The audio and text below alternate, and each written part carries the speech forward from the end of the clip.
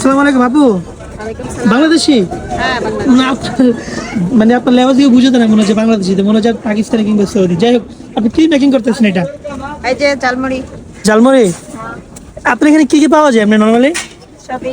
মানে সবই কি কি একটু আইটেম গুলো বলেন যাতে করে মানুষ সহজে বুঝতে পারে। ঝালমুড়ি, চটপটি, ভাপা পিঠা, ফুচকা। মাশাআল্লাহ, অনেক কিছুই নাকি আপনার এই যে রেস্টুরেন্ট কিংবা সব যেটাই বলেন, কখন থেকে কখন পর্যন্ত খোলা থাকে? এটা তো 2টা থেকে রাত 12টা পর্যন্ত।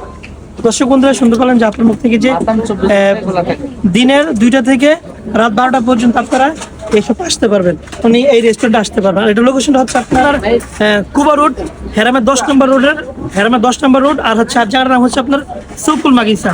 খুব প্রসিদ্ধ একটা জায়গা মদিনার, আর প্রসিদ্ধ জায়গায় আমাদের এক বাংলাদেশি আপু বিজনেস করছেন ফুচকা ঝালমুড়ি সহ দেশের যেই নান্দনিক খাবারগুলো এখানে আপনারা রিজনেবল প্রাইসে এখানে পেয়ে যাবেন।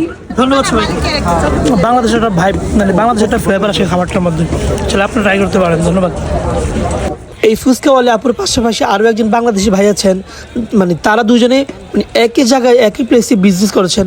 তবে আজকে আপনারা কমেন্ট করবেন যে কার ফুচকা সবচাইতে বেশি মজাদার এবং সুস্বাদু।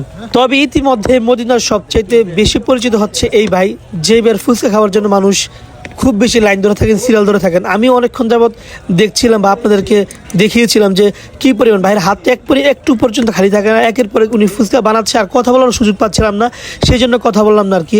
তো কারোর হচ্ছে কোনো অংশে কেউ কম নয়। আপু একটু ফ্রি ছিল বলে আমি আপুর সাথে কথা বলতে পেরেছি, না হলে আমিও কথা বলতে পারতাম না। এখন আমাদের বাংলাদেশি ভাইরা এবং আপুদের জন্য সবচেয়ে গুরুত্বপূর্ণ জিনিস হচ্ছে এই ফুচকা এবং ঝালমুড়ি চটপটি যাই বলেন না কেন। তো এগুলো আপনারা খুবই সহজে পেয়ে যাবেন আপনারা মদিনা এই সুকুল মাগিসা এই প্লেসে কিংবা এই পার্কে আসলে। বিশেষ করে ফুচকার সাথে যে মজাদার খাবারটা আমরা খেয়ে থাকি বাংলাদেশে, যে আপনার তেঁতুলের টকটা, সেই বাংলাদেশের তেঁতুলের টকটা আপনারা এই ভাইয়ের পেয়ে যাবেন। তবে আমি যখন খাইলাম তবে ভাই সে একটা ফিল আসছে, এবং বাংলাদেশের একটা যে মজাদার সুস্বাদু থাকে সেই খাবারের মধ্যে আমরা কিংবা সেই ফুচকার মধ্যে আমরা সেটা পেয়ে যাবো। দেখতে পাচ্ছেন প্রতিনিয়ত ভাইয়া এভাবেই কাজ করে যাচ্ছে, মানে কোনো একটু শান্ত হচ্ছেন না আর কি, দেখতেই পাচ্ছেন আপনারা। আমি চেষ্টা করেছিলাম যে দুজনকে একসাথে একই ফ্রেমে আনবো, তবে আনতে পেরেছি। এবং আপনারা ভোট করবেন কিংবা আপনারা বলবেন যে কমেন্টে সাড়া দিবেন যে কার ফুচকা সবচেয়ে বেশি মজাদার এবং কে কোনটা খেয়েছেন।